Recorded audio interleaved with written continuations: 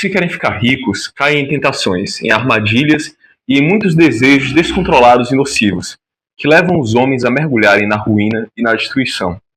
Isso está em 1 Timóteo, capítulo 6, versículo 9, e cabe bem onde vamos entrar agora. Recentemente, uma nova igreja evangélica foi aberta aqui perto de casa, mas não é uma igreja qualquer, é uma das filiais da Igreja Batista da Lagoinha, liderada por André Valadão, um dos nomes associados ao escândalo da CPMI do INSS, que investiga um esquema de descontos indevidos em benefícios de aposentados, caso polêmico que repercute por todo o país, e gerou discussões afloradas sobre a relação entre igrejas e bancos, quando a senadora Damares Alves, em resposta à provocação de Silas Malafaia, divulgou uma lista com uma série de igrejas e líderes religiosos que estariam envolvidos no caso. O banqueiro Daniel Vorcaro, que é o presidente do Banco Master, possui vínculos estreitos com a Igreja Lagoinha.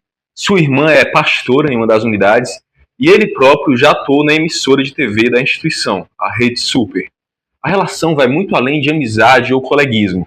Trata-se de uma simbiose entre uma estrutura religiosa de massa e uma potência bancária. André Valadão lançou a Clava Forte Bank, uma plataforma digital que se apresentava como um banco cristão. Na prática, essa fintech operava sob a custódia e a infraestrutura do Banco Master, de Vorcaro. O esquema investigado pela CPMI funciona em 3 etapas principais, transformando o benefício do aposentado em lucro para a elite da igreja. Primeiramente, há a captura. Empresas e associações ligadas ao esquema acessam dados do INSS e realizam descontos indevidos, como seguros ou taxas de associação, diretamente na folha de pagamento dos aposentados. Isso acontece sem autorização clara. Depois ocorre a lavagem. Esses valores pulverizados, que são pequenas quantias de milhões de brasileiros, são movimentados através de fintechs, como a Clava Forte. Ali, o dinheiro perde a sua origem suja, depois ocorre a blindagem, onde parte desse recurso entra na contabilidade da Igreja Lagoinha como doação, dízimo de grandes empresários ou das próprias empresas envolvidas. Como as igrejas do nosso país têm imunidade tributária, o dinheiro torna-se limpo, intocável pelo fisco, e pronto para ser reinvestido em jatinhos, mansões e expansão política, principalmente. O caso da Igreja Lagoinha não é um escândalo isolado, mas as igrejas desta tradição há muito tempo são dirigidas por pessoas que atuam de forma desonesta e transformam a fé alheia num balcão de negócios. Citando apenas alguns exemplos de grande conhecimento do público, nós temos a Igreja Universal, de Edir Macedo, e a Operação Hades, onde ocorreram investigações sobre o uso de doleiros e empresas de fachada para enviar dízimos ao exterior, mascarando o lucro empresarial como doação religiosa. Temos também Valdomiro Santiago, da Igreja Mundial, alvo de diversas investigações por compra de fazendas e bens de luxo com dinheiro da igreja, além de ter bens penhorados por dívidas milionárias, enquanto pedia sacrifícios financeiros aos fiéis.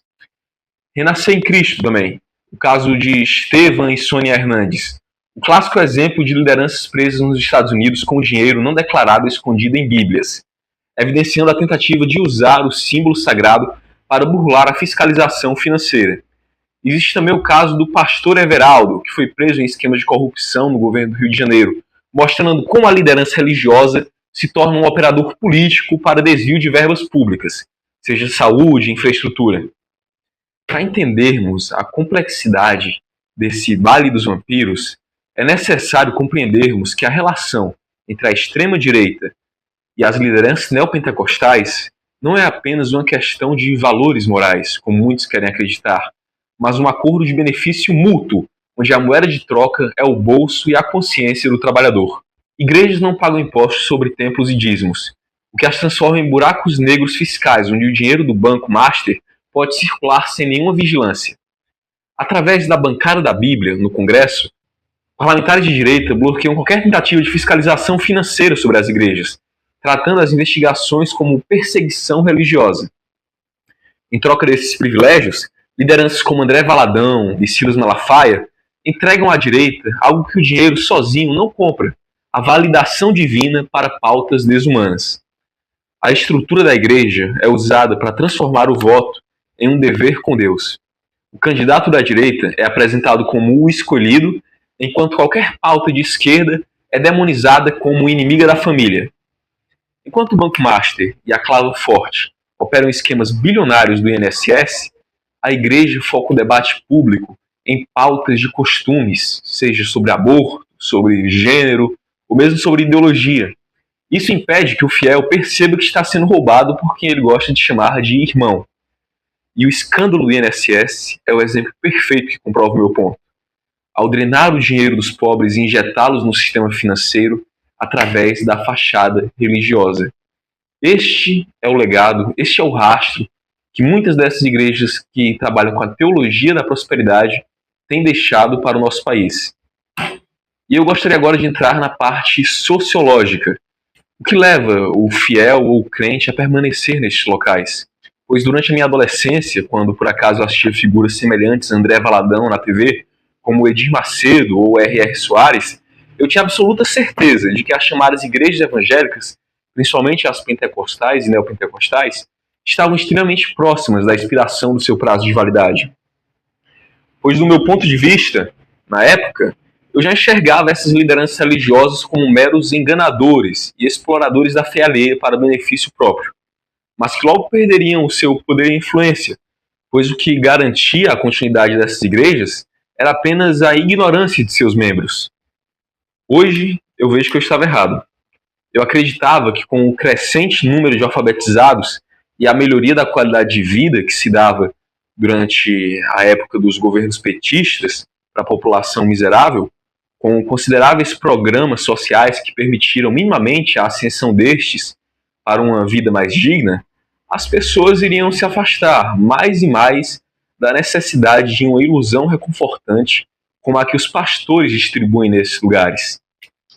Assim como muitas pessoas, eu acreditava que a existência das igrejas evangélicas, principalmente pentecostais, se devia quase que exclusivamente ao déficit educacional, à baixa qualidade de vida na nossa população, e que nos próximos anos tudo indicava que isto estaria superado.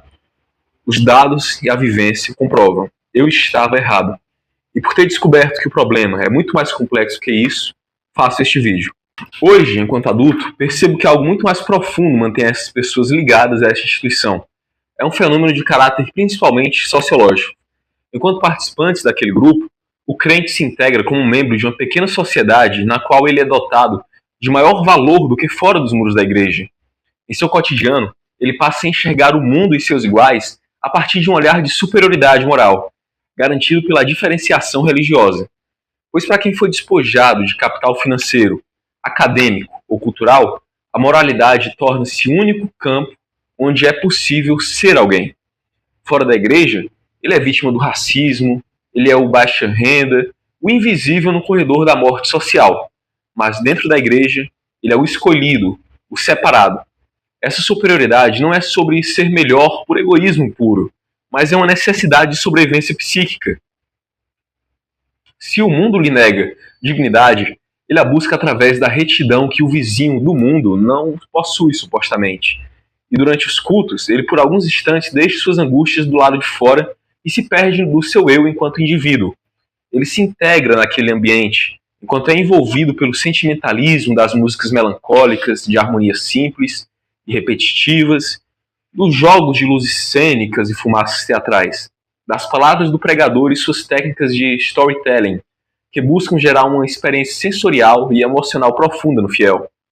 Ao sair mais leve do culto, o fiel sente que o seu problema foi resolvido, quando na verdade apenas a percepção do problema é que foi alterada. É uma droga social que apaga a humilhação do cotidiano. A igreja fornece um sistema de crenças e acolhimento que o Estado se recusou a construir. Uma rotina, um senso de pertencimento e uma narrativa de vitória através da teologia da prosperidade. O sucesso de instituições religiosas tão esdrúxulas se dá principalmente em cenários de maior carência do Estado. Assim como as facções, a igreja costuma prevalecer onde o Estado falha, acolhendo carências dos desesperados e entregando a eles, quando não o conformismo e a promessa de um paraíso na outra vida, enquanto vivem o inferno nesta, a promessa de que se derem tudo à igreja e se firmarem na fé, Deus garantirá a prosperidade. E isso é falso, é mentiroso. Em muitas periferias, a atuação do Estado aparece muito mais na forma de ações repressivas da polícia do que com qualquer outro apoio social ou estrutura para o cidadão que ali reside. E ao atuar apenas assim e se ausentar de suas demais funções, o Estado cria um vácuo de poder e afeto que é preenchido pelas instituições que oferecem reconhecimento social para quem é normalmente tratado como invisível, seja a instituição, a igreja ou a facção. Esse deserto de serviços públicos, seja lazer, saneamento básico, saúde mental, segurança, educação inclusiva e assistência social, é o terreno fértil para aquilo que chamamos de estados paralelos. Tanto a facção quanto a igreja de vampirismo social operam na lacuna da proteção e do pertencimento. A facção oferece segurança contra os crimes locais, assistência financeira em crises e uma carreira de prestígio no crime, iludindo os jovens dessas comunidades com uma ascensão social rápida e fácil. Já a igreja, por sua vez, oferece segurança contra o desamparo emocional, rede de contatos para empregos e título de prestígio, seja ele obreiro, irmão, pastor, para pessoas que vivem carentes e em situação de vulnerabilidade.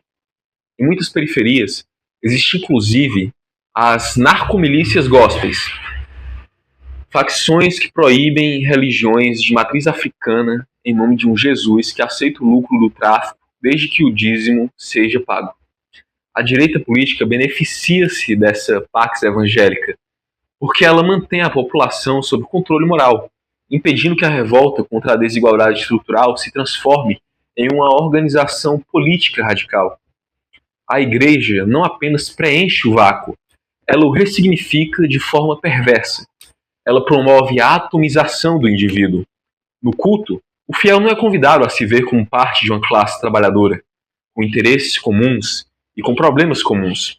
Ele não é ensinado a ver isso no seu vizinho. Pelo contrário, ele é ensinado a ser um empreendedor de si mesmo, em uma guerra espiritual egoísta e privada. O que ocorre é um desvirtuamento da percepção da realidade dessas pessoas vitimadas por esse sistema religioso, que retira delas a óptica de uma observação crítica do mundo e de quais são as raízes verdadeiras de seus problemas, relegando ao encosto, ao pecado ou ao próprio demônio a culpa pelos infortúnios na vida do indivíduo. Essa lógica treina o crente para aceitar a precarização, e se ele não prospera, a culpa não é do sistema financeiro envolvido em escândalos como o do INSS, mas a culpa é da sua própria falta de fé. Essa é a culpabilização da vítima em seu nível máximo. Ao transformar a desigualdade estrutural em uma batalha espiritual, com o encosto, com o diabo ou o pecado, a igreja esvazia a solidariedade de classe, que exige que você reconheça no seu igual, no seu vizinho, alguém como você. O seu vizinho deixa de ser o companheiro de luta para se tornar o agente do olho gordo. Assim, o crente se torna o soldado perfeito do neoliberalismo. Ele não quer derrubar o sistema que o oprime. Ele quer, através de um voto com Deus, da obediência ao pastor e de uma aposta mágica na sorte, ser o próximo a exibir a prosperidade que valide o seu mérito individual. O crente rompe o vínculo de empatia necessário para a luta social. Ele não quer se unir ao vizinho para revitalizar o bairro. Ele quer que o vizinho se converta para ser salvo como ele. Ocorre a despolitização do sofrimento, pois se o problema é um espírito, a solução não vai ser a greve, não vai ser sindicato, não vai ser política pública. É o dízimo e a oração. A igreja oferece uma explicação simples para uma dor complexa. É fundamental, contudo, não cairmos no erro de generalizar toda e qualquer expressão de fé. Precisamos separar o joio do trigo. Enquanto esses vendalhões do templo utilizam a estrutura religiosa para a manutenção do status quo neoliberal e o enriquecimento ilícito, existem outras experiências de fé cristãs, tanto católicas quanto protestantes, que caminham no sentido oposto. Existem tradições religiosas muitas vezes invisibilizadas pelo barulho das luzes cênicas e das gritarias neopentecostais. Essas tradições compreendem o Evangelho como uma ferramenta de humanização e emancipação. Entendem a importância da caridade e da denúncia das estruturas que geram a pobreza. São comunidades que, em vez da teologia da prosperidade, praticam a teologia da libertação, ou simplesmente o acolhimento real, agindo fora da lógica do mercado. A diferença é clara. Uns buscam poder através da exploração da vulnerabilidade. Outros buscam a justiça através da partilha e da consciência social. O baile dos vampiros só continua porque eles conseguiram convencer o explorado de que o seu explorador é na verdade o seu intercessor. Desmascarar essa engrenagem não é um ataque à espiritualidade de ninguém, mas é uma defesa urgente da dignidade da classe trabalhadora.